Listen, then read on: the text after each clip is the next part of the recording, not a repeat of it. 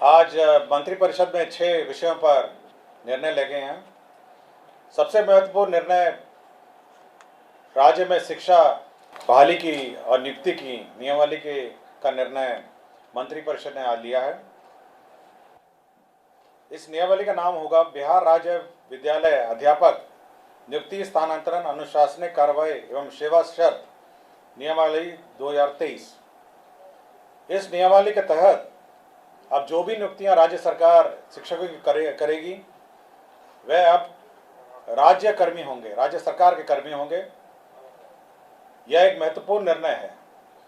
इससे पूर्व आपको जानकारी होगी कि राज्य सरकार राज्य में पंचायत शिक्षक, पंचायत समिति शिक्षक और जिला परिषद के शिक्षक और नगर निकाय के स्थानीय निकायों के शिक्षक रहा करते थे। अब जो भी नई नियुक्ति होगी अब वो राज्य सरकार नियुक्त करेगी। राज्य सरकार नियुक्ति के लिए एक अलग परीक्षा आयोग के माध्यम से लेगी।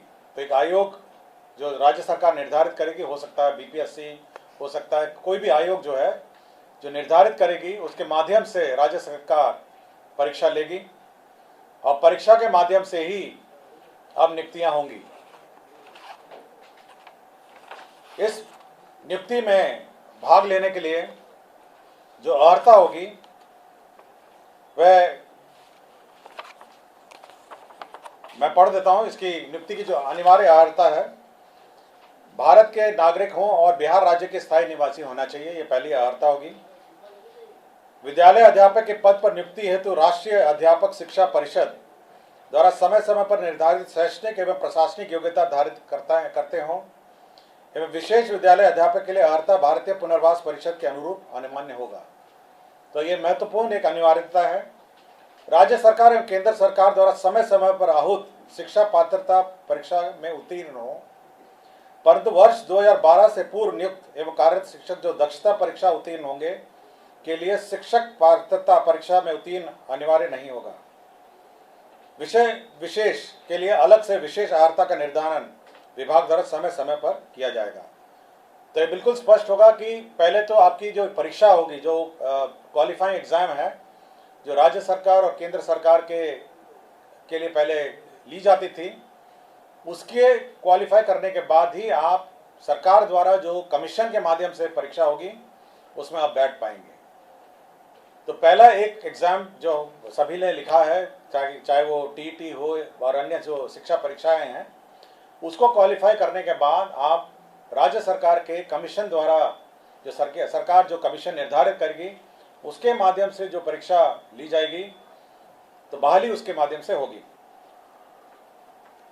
इसमें न्यूनतम आयु निर्धारित है 21 साल और अधिकतम आयु सरकार द्वारा निर्धारित की जाएगी। जो सरकारी नौकरी में अधिकतम आयु है वह होगी, लेकिन जो 10 साल की नियुक्ति वर्ष का जो छूट होगा, इस नियमावली के प्रवृत्त होने के पश्चात नियुक्ति के प्रथम संव्यवहार में अधिकतम आयु सीमा में 10 वर्ष की छूट दे होगी। तो इसमें नियमावली में 10 वर्ष का छूट का भी प्रावधान है जो लोग पूर्व में नियुक्त होंगे। इसमें यह खासियत यह है कि इस परीक्षा में जो अभी वर्तमान में जिसको आप कहते हैं 7वें चरण या अन्य चरण जो हैं, वो लोग भी बैठेंगे, परीक्षा लिखेंगे।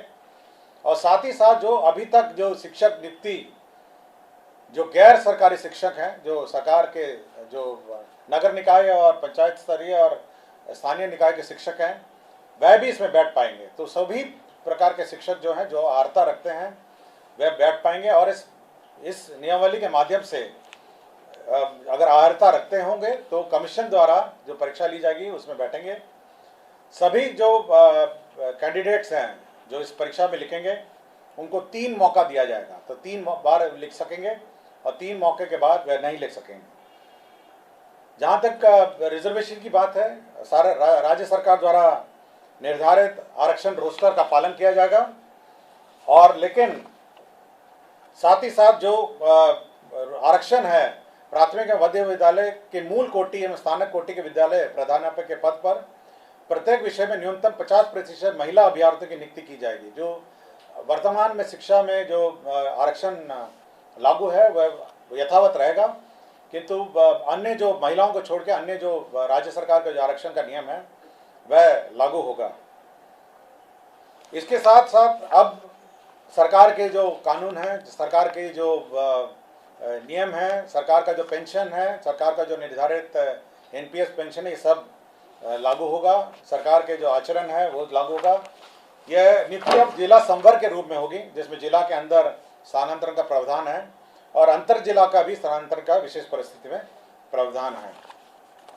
संपुष्टि, सेवा संपुष्टि भी उसी अनुसार है, शिकायत अपील भी उसी अनुसार है।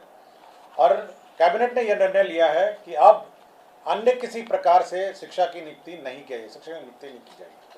केवल जो सरकार द्वारा निर्धारित कमीशन है उसके माध्यम से परीक्षा होगी और उसी माध्यम से अब शिक्षा नियुक्ति होगी। यह बिल्कुल कैबिनेट ने स्पष्ट निर्णय ले लिया गया है। सप्तम केंद्र पुनरीक्षित वेतनमान संरचना में वेतन जो प्राप्त कर रहे हमारे सरकारी पदाधिकारी कर्मी हैं, उनको 1/1/2023 से के प्रभाव से डीए का जो रेट है वो 38 के स्थान पर बढ़ा के 42% हो गया है। राज्य सरकार को इस बढ़ोतरी में 1690 करोड़ का अधिक व्यय होगा, तो 38 के स्थान पर अब 42% डीए होगा।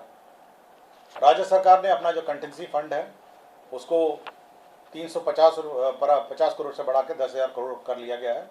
आपको जानकारी होगी, समय समय पे हम लोग कंटिजेंसी फंड से निकासी करते हैं, तो अब ये लिमिट 10,000 करोड़ का होगा, जिसमें आधा प्रतिशत जो 50% होता है वो आपदा के लिए सुरक्षित रखा जाता है। पटना जिला अंतर्गत जो वाल्मीकि का परिसर है उसमें 6.5 एकड़ जो ज़मीन है वह वर्तमान में भारतीय कृषि अनुसंधान परिषद को आवंटित है। अब वो जो ज़मीन है वो बिपाड़ के एक्सपेंशन के लिए स्थानांतरित कर दी गई है और यह निर्णय लिया गया है। और बिहार पुलिस में ईआरएसएस का जो